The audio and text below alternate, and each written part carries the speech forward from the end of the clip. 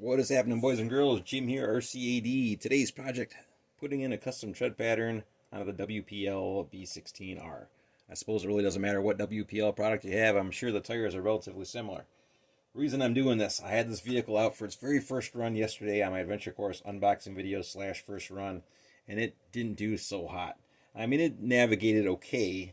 Steering servo on the vehicle, extremely weak. Motor, extremely weak. Not much power out of that. It doesn't take much to completely stall it out. A small rock in front of the tire can bring this baby to a complete stop. So really lacking on low-end power. Also, tires lacking on traction. Hard compound tires. Lugs are spaced relatively tightly together, so that's not helping us out either. My first upgrade that I wanted to do to the truck is the most cost-effective upgrade that we could do, and that was to attempt to improve on the overall traction of the vehicle. So I already removed the bed, 2 Phillips screws, one here, there and there, just so we get a better look at what's going on under here.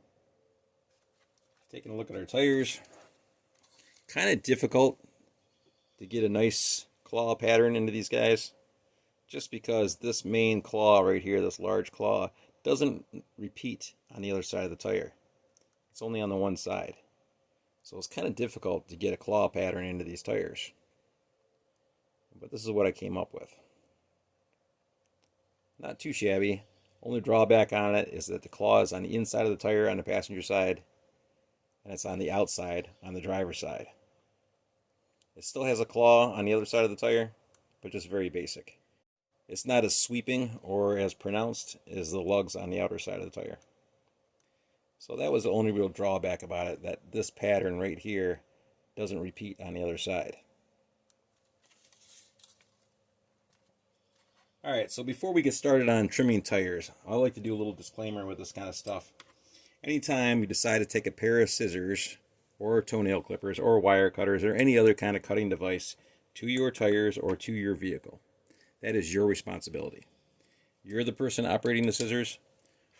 They're your eyes looking down on your project. If you make a mistake and cut too deeply and go through the carcass of the tire or through the sidewall of the tire, that's your mistake. If you're trimming your body and you cut too much plastic off and mess up the body, that's your mistake. So once again, anytime you take a pair of scissors for your vehicle, anytime you modify your vehicle, anytime you watch somebody's video and you see something that they're doing to their vehicle and you want to copy that, and you attempt to copy that and you mess something up, that is your responsibility, not the responsibility of the person doing the video. Anytime that you decide to take a pair of scissors or body cutters or trimmers or whatever, toenail clippers, into your own hands and start trimming on your vehicle or your tires, your responsibility. Alright, so let's get into it here. How do we do this? How do we go about it? Things that I recommend. A good pair of scissors. I'm using a pair of curved Duratrax body scissors. Not being sponsored by anybody, just letting you know what I use. And these guys have trimmed all kinds of tires. This big pile of rubber right here. This is all little bits of tires and TRX4 all-terrain tracks that I have trimmed in 2020. So this is all the bits of rubber that I've trimmed off of tires with these scissors just in 2020 alone. That's a lot. So they work pretty good. Next thing I recommend, if your eyesight isn't perfect, not 2020, I recommend using a pair of reading glasses. These actually belong to my father. I don't own a pair of reading glasses. My eyesight is actually pretty good. But when I'm doing this kind of stuff, fine detail work, trimming tires and things of that nature, don't trust your eyes. Put on a pair of reading glasses. Good lighting is also highly recommended for doing this project. Paying attention to what you're doing. Don't watch TV or watch a movie and do this at the same time, because there's a chance that you could mess up. So I marked off on this tire all the lugs that we're going to trim off in silver paint. Here we go. Get it going in the right direction. Now here's what I'm talking about that pattern not repeating. We're going to leave this lug pattern on right here, this claw pattern. But that pattern doesn't repeat on the other side of the tire. Not in the same fashion. Just because of this lug right here makes a nice radius curve on the claw, and it just doesn't repeat on the opposite side of the tire. So what we're doing is we are removing all of the lugs that are painted silver. Starting on the outside edge of the tire, working my way up to the surface, going all the way around to this edge. I'll start on this side, work my way all the way around the tire, and trim off these odd lugs on the other side. Looking at our tires, a lot easier to do this off of the wheel. Don't do it like that. And I like to kind of open up the tire a little bit like this. Pinch up the lug so I'm getting a good bite on it. I'm actually starting on the sidewall a little bit. The only saving grace with these tires is that the compound is relatively solid, relatively stiff. So you're not as likely to cut through the sidewall. So we just have that lug removed. Don't necessarily have to worry about these fine little bits so much, but I'm a perfectionist, so I like to get that kind of stuff out of there. But ultimately, if you leave a little bit of rubber on the tire, it's not going to hurt anything. It's almost like siping. It'll give you a little bit more traction. So no worries about that. Moving on to the next one. Kind of working up my way up the sidewall as well.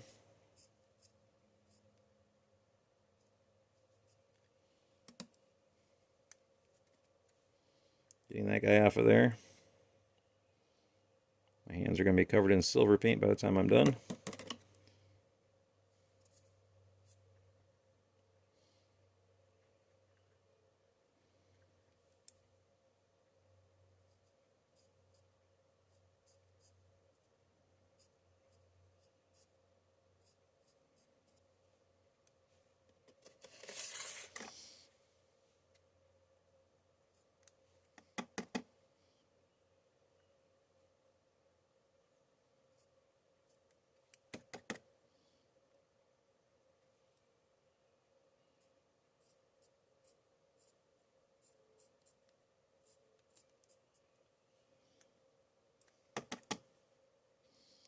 I'll knock the bits of rubber off the scissors. A little bit of rubber right here. These little tangs. Ultimately, once again, that's not going to hurt you. That can give you a little bit of traction as well. Once again, I'm a little bit of a perfectionist, so I like to trim that stuff off of there. Trimming it off of there is going to help your tire flex just a little bit more than if you were to leave it on there. So the tire is going to be a little bit more flexible, getting all of that rubber completely off of it.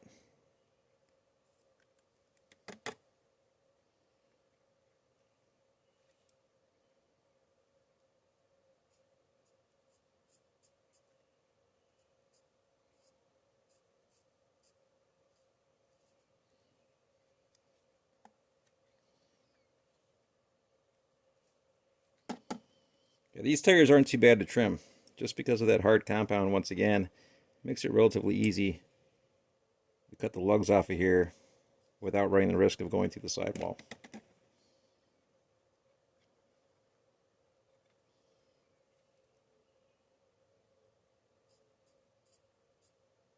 But you still need to be careful regardless.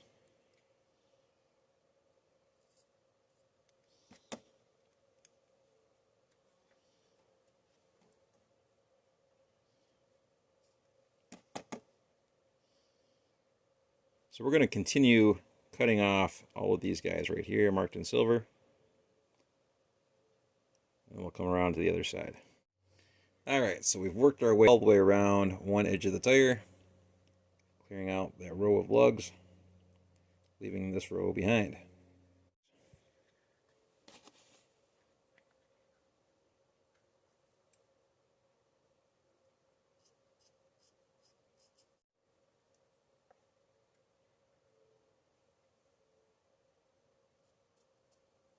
Ooh, get a little deep on that one. Lighting is key once again. And when I'm doing this kind of stuff on film, lighting doesn't necessarily work out in my benefit. I'm trying to do it in a manner that you all can see what's happening.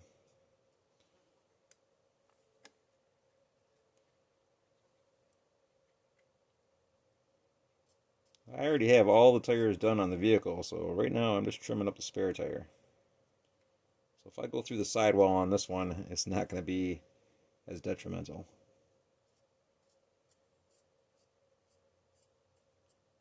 But that being said, I don't want to cut a hole through the sidewall.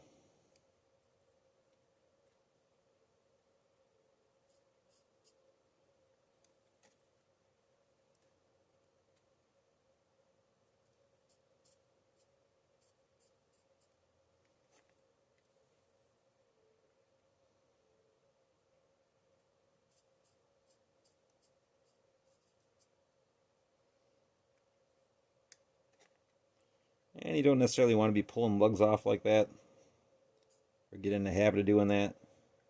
This compound is, once again, is relatively stiff, so no real worries about pulling a hole through the sidewall. That being said, no guarantees either.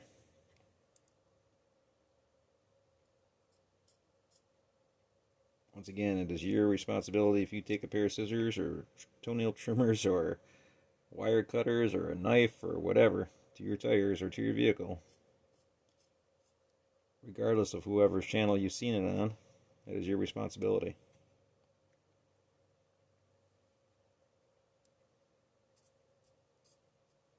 If I mess up on my tires, that is my responsibility. You mess up on your tires, that's your responsibility.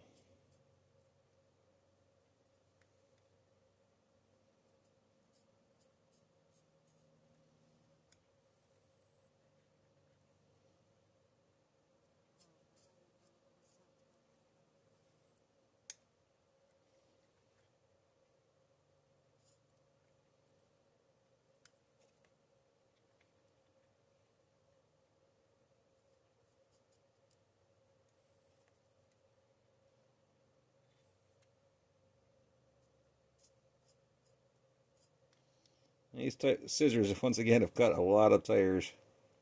The tips used to be a lot sharper. So when it comes to getting in there and doing those last little bits, that fine work, these old scissors, not the best for doing that. Got to kind of get the cut down into the meat of the scissor.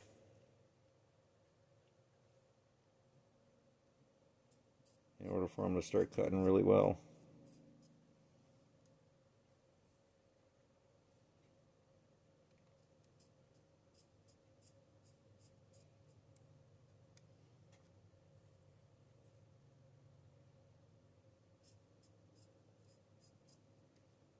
Almost back to the beginning here, last lug right there.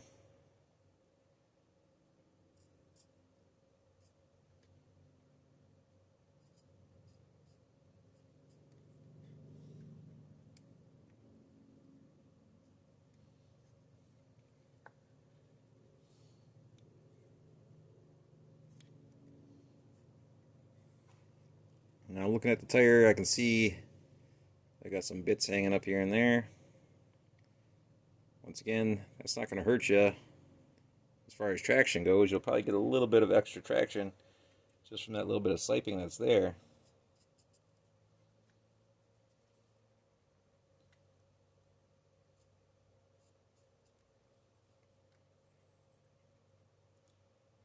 Like I said, I'm kind of particular. I'm all about making my stuff look uniform. You can try to look as factory as possible.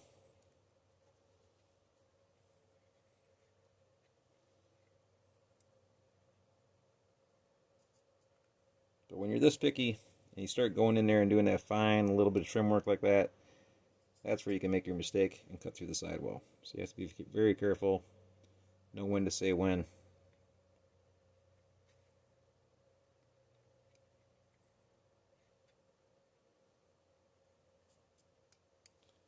Once again, this tire doesn't necessarily matter for me because it's just the spare tire. But it is going to be the most visible tire on the vehicle, for the most part, seeing as it's the spare. So I want to make sure I do a good job on it.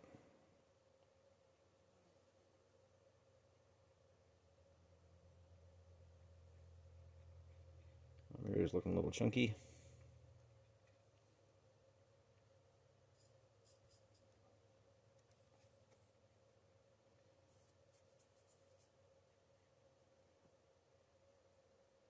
not too bad all in all. Here's our end result. We have this nice, large, sweeping claw on the outside of the tire. A little bit of a claw on the inside of the tire. But once again, that's the best that we can get out of this guy just because of the tread pattern. Now, since we've done this, we've doubled up on our tire flex, and we've also opened up the tread pattern considerably, so it should double up on our traction as well. So we might have to come in here after the fact and glue the tires to the wheels. Start compressing these guys, and they're going to pop right off.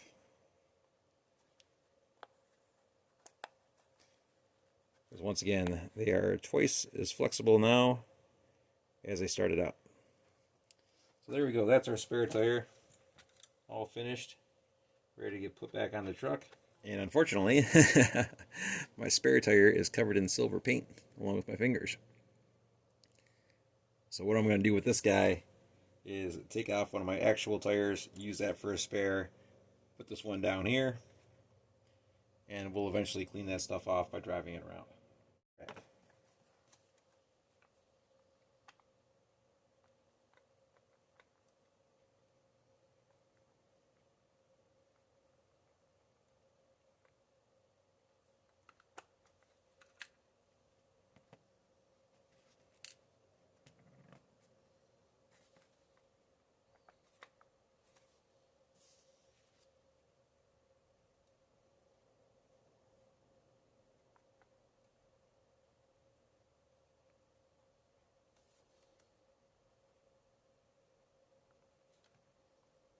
Careful when you're running these screws back in. You want to make sure that you get it in there straight. You're threading into a plastic hex on the inside.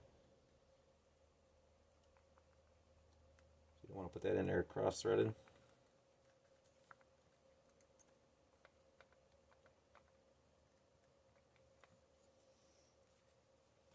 Just snugging it down, not going crazy. Once again, screwing into plastic. Like that, essentially.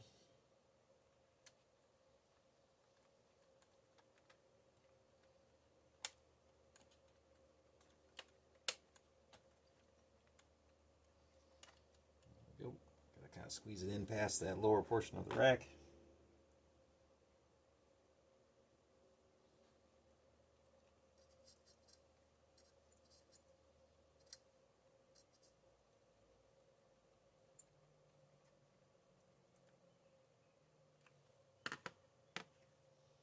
Setting our bed back on.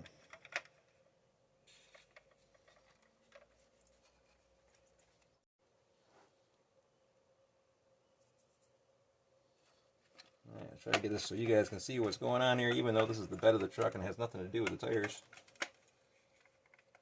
But in case you're curious on how this comes apart, screw hole right here on the front.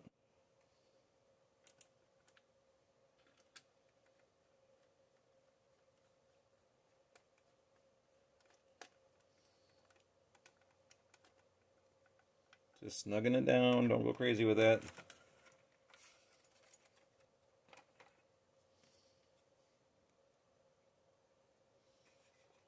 Our next one is right here at the back. Right there.